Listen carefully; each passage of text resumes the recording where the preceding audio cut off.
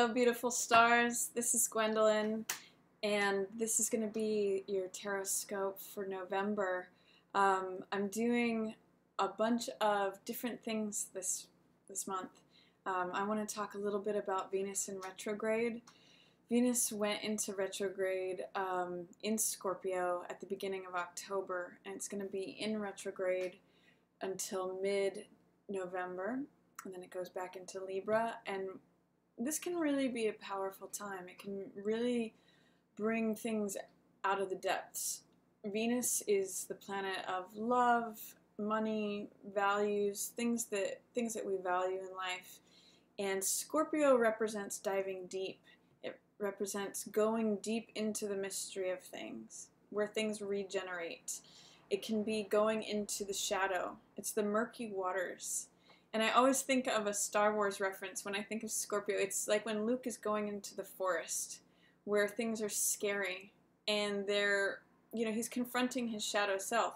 And it's often when we dive into those murky waters that we find the pearls.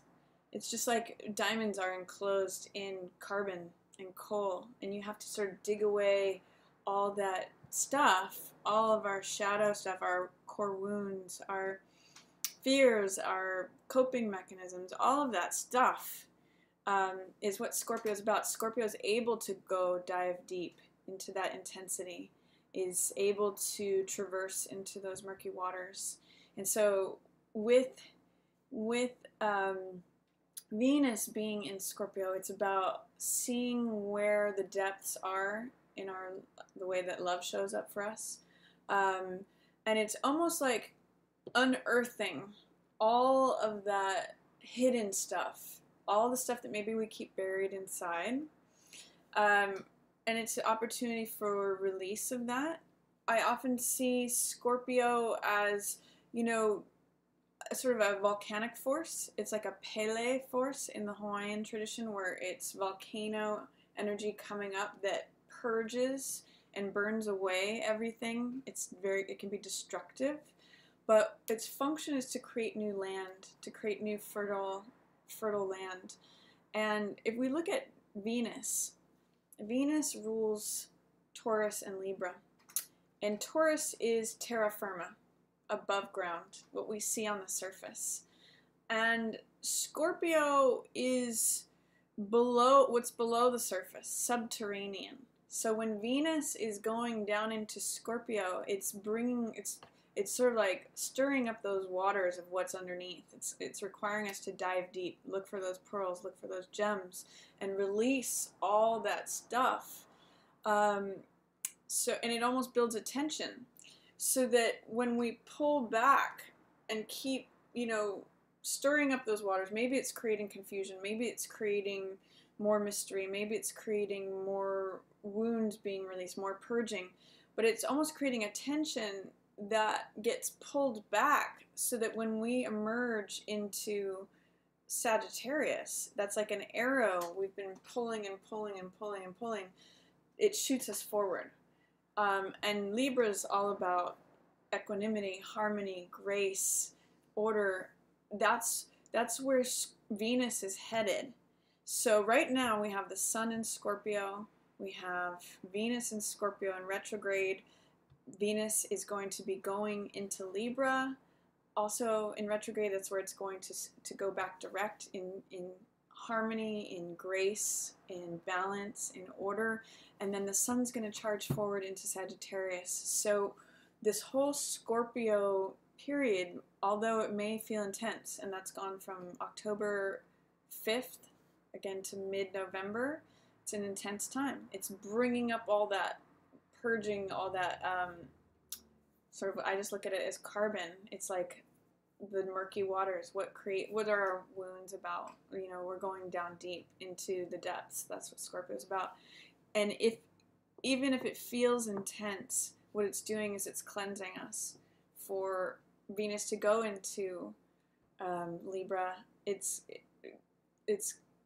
harmonizing and balancing, clearing away all the gunk, so that we can go forward with grace and equanimity and harmony and clarity and balance. And then it also is prepping us for this period where the sun's going into Scorpio, which is full of optimism. It's full of truth-telling. It's full of exploration. It is the traveler, the explorer. So it's also about the archer. So it's shooting forward. So if you're going through turbulent times right now, that's Scorpio energy. That is having the courage to dive deep, having the courage to go into that forest, face your fears, and befriend the shadow, and walk out of the forest with it, heal it. So that's what's going on, everybody. I am going to be holding up the cards this month. I usually just show the surface, and I have these makeup bags that I keep my cards in. I love them. These are from Ipsy. I really like those. But I think this month I'm going to use the Waite. So I just wanted to say that as we are going through Scorpio season, and also with Venus retrograding in Scorpio and Libra, be gentle with yourselves. Know that this is a purging. It's a having the courage to look at our wounds and to go through those murky waters, to confront the shadow self and maybe heal those, so that when we move forward with Venus in Libra, we have that harmony, that balance. We were able to release and purge some of that. And that when the sun moves into Sag, we've got that optimistic, carefree, straight shooting, you know, we've drawn the bow back. The amount of work that we do will draw the bow back to shoot it forward, and we'll go forward to the extent that we do the work. So that's the preparation for this month. And also, I've been doing a lot of work with Ho'oponopono. It's a beautiful prayer. It's a beautiful practice. And if you're interested in doing some healing work, it's just 4 steps. It's very simple. It is asking for forgiveness. Actually the first one is saying, I'm sorry. So it's repentance. I'm sorry. Please forgive me. Thank you, gratitude, appreciation, and then love. So I love you. So the practice, you can focus on anything, whether it's something that you want to heal within yourself, something that it can be applied to anything. So it is, I'm sorry, please forgive me, thank you, I love you. Try that out and see if it doesn't create magic and miracles and healing in your world, both for you and others. So anyway, I'm going to go on to each sign. Just want to say that I want to thank all of you for being here. Welcome to the channel if you're new, and welcome back if you're one of my regular stars. Thank you so much for being here and watching, and here comes November. Hello Sagittarius, welcome to November. I'm just going to get straight into the reading here. I'm going to shuffle a couple times, and we'll get into seeing what's coming up for you for November. And happy birthday to those of you who are November Sages. Happy early birthday. Yeah, let's just see what's coming up for November for Sagittarius. We've got opening up, Knight of Swords, clear, fast energy. Clear with your speech, clear with your thoughts. Sometimes Knight of Swords can be rushing forward too quickly. And you can see that his horse is even like a little bit worried about how fast he's going. So this is like full steam ahead, full charge. Sometimes it can be being a little too blunt with your words, which may lead to Nine of Swords energy. So this means having regrets, having sorrow, being worried, being anxious. So just what the opening of November is saying to me for you, Sag, is just be careful with being cutting, maybe. Being careful with your words. Being careful about wanting to rush too far forward into something, because we've had a lot of backwards energy over the summer. We've had a lot of retrograde motion. I think there were 5 planets in retrograde. So there may be this tendency of having been pulled back and held back, like horses being held at the gate of a race. And there's a tendency when that gate opens to rush forward. So I'm just going to say, you know, just be careful with not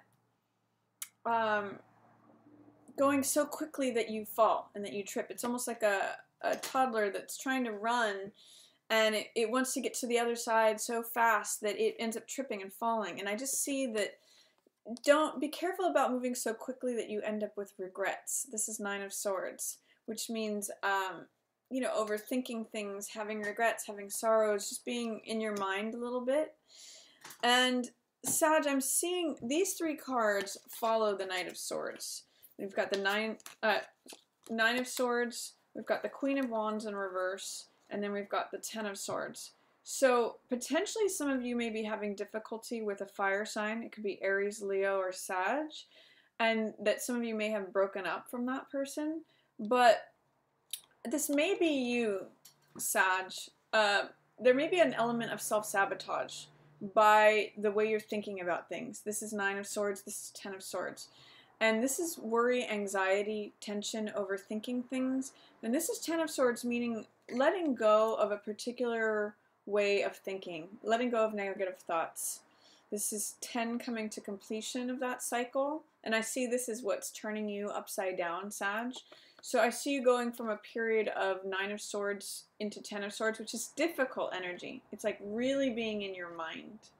Really, maybe having proceeded too quickly with something. You know, this could also be an air sign, Gemini, Libra, or Aquarius that's involved that may have left. But I actually see it as you saying something that maybe you regret with this Nine of Swords energy.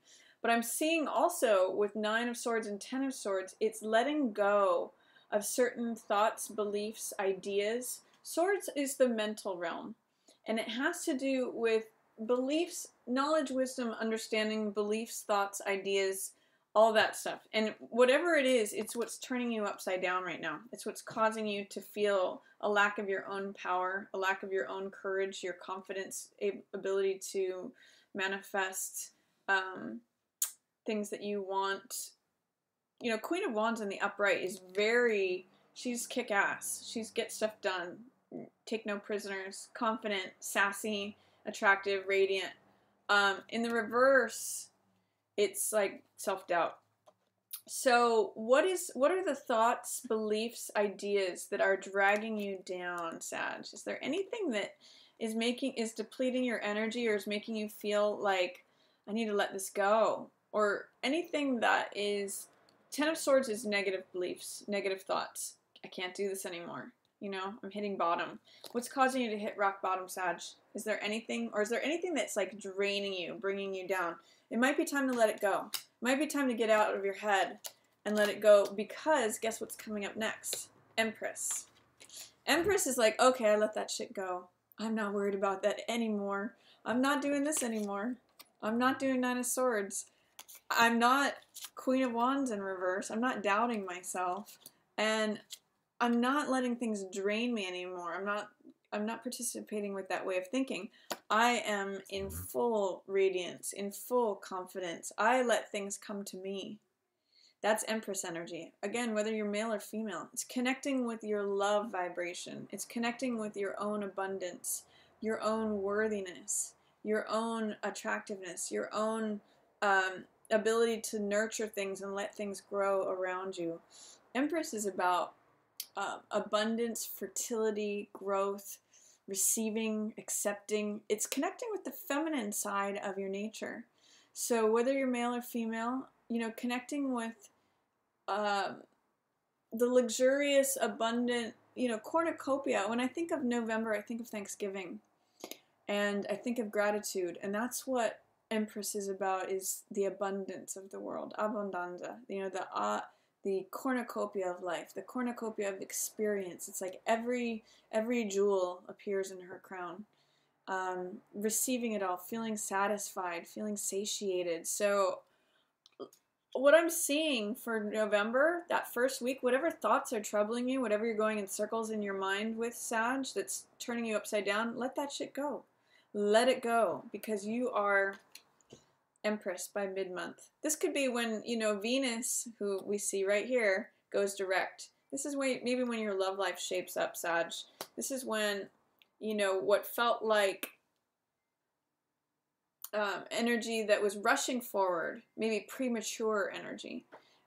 All the sword stuff. There's going to be something that you need to let go of in terms of the way you think about things, in terms of, I think it's like this, in terms of the way you present your words, your thoughts, your ideas, beliefs, that's this rushing energy, saying things bluntly, not really caring about how it impacts others' feelings, just being very logical, analytical, mind-based. Like, this is the natural, rational, logical thing to do. Of course we must do it this way. But it may have effects that you end up overanalyzing or being in your head about, and it just ends up draining you. So I'm going to offer to you getting grounded with this earthy Empress energy, which is all about abundance, receiving, feeling satisfied, feeling nurtured, feeling fertile, feeling growth. Stuff is opening up, and you may avoid some sort of cataclysmic event, or you may be trying to resist some sort of change. This was Tower in reverse. It was in the reverse position.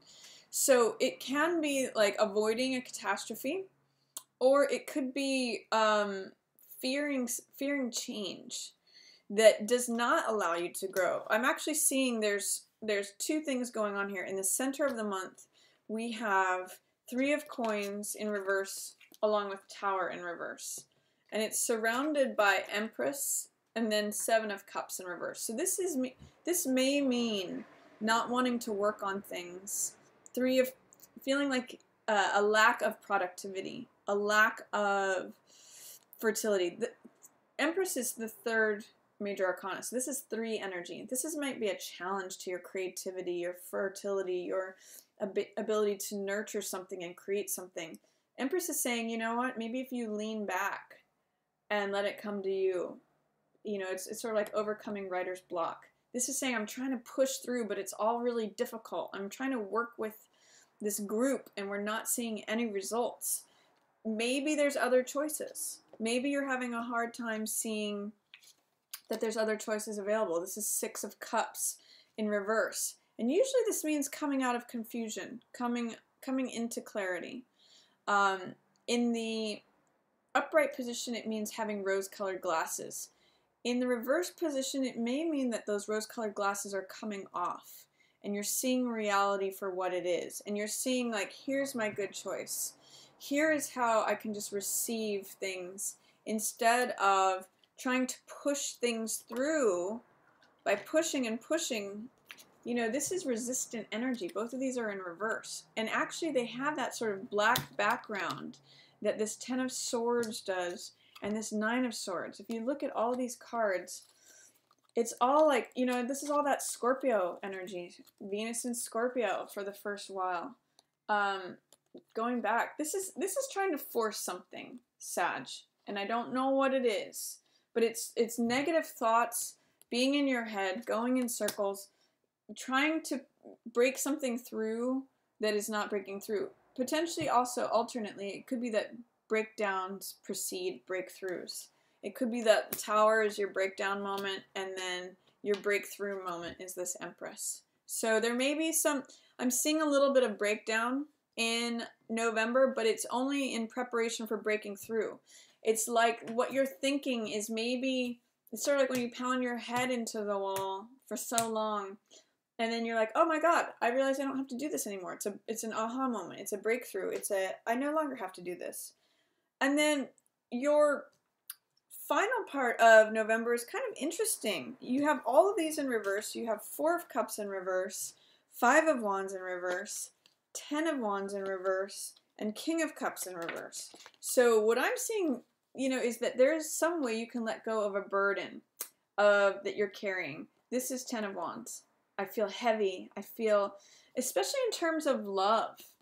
If you are a male, you could be this King of Cups. If you're female, it could also be you being King of Cups. King of Cups is being the perfect partner, the loving, compassionate person. For some of you, it could be a water sign, so it could be Pisces, Cancer, Scorpio, but I'm really reading this as you, Sag. I'm feeling like, oh, I just don't know how to be in a relationship. It feels like a burden. It feels challenging. Whenever I think of love, I just think of all the challenges and the burdens associated with it. It feels like there's a lot of competition. It feels like my cup of love is not being accepted. So what I'm seeing with this is that you can turn this around. If you remove the fear, the doubt, and the resistance to what's going on, look at what happens instead. You become King of Cups. You know, you come to the completion of a cycle of all that effort. Reminds me of your 10 of Swords. And when you start thinking about things in a different way. 5 of Wands can be either fighting or playing. It could be competition and challenge, or it could be playfulness. It could be flirtation. It can be fun, sport. And 4 of Cups means thinking that things are always going to be the same. It's my Rip Van Winkle card, where he's not seeing the cup of love that's offered to him. He's so focused on what has been, what is, and what he thinks is going to be, that he's like, oh, it's all the same. I'm just going to check out. But really, there's this cup of love from the universe that's being offered. So look, if you remove, Sag, the doubt, the fear, or the resistance to you being King of Cups, the perfect loving partner, seeing that maybe you're done with the struggle, with it being a burden, you know, seeing that instead of challenges in love or competition or aggression, this can be playfulness, flirtation, lightheartedness, playing instead of fighting. And then, you know, when you keep your chin up, you see that cup of love coming to you. So what's your choice, Sag? You know, there's been a lot of Venus and Scorpio clearing out all of this heavy duty stuff, overthinking, overanalyzing a certain way of thinking. And it may be time where you're just like, you know what? I just want to be Empress. I just want to let it roll to me. I just want to wear this crown and eat bonbons and be satisfied, and let all this fertile energy make things grow and blossom around me. So I really see it as a attunement of, are you going to force things or are you going to allow things? Are you going to try to control things and make it feel like burden and struggle and grief where you're not satisfied? Or are you just going to release the fear, the doubt, or the resistance and allow it to come to you what wants to come to you? So that's your opportunity, Sag, for November. I think it could be a really fun month for you. If you enjoyed this reading, feel free to give it a thumbs up or share it with another Sag. If you'd ever like to book a personal reading with me, I'll have a link up above here in the corner. And as always, I just want to thank everyone for being here. I'll look forward to doing your reading next month. Yours in the stars.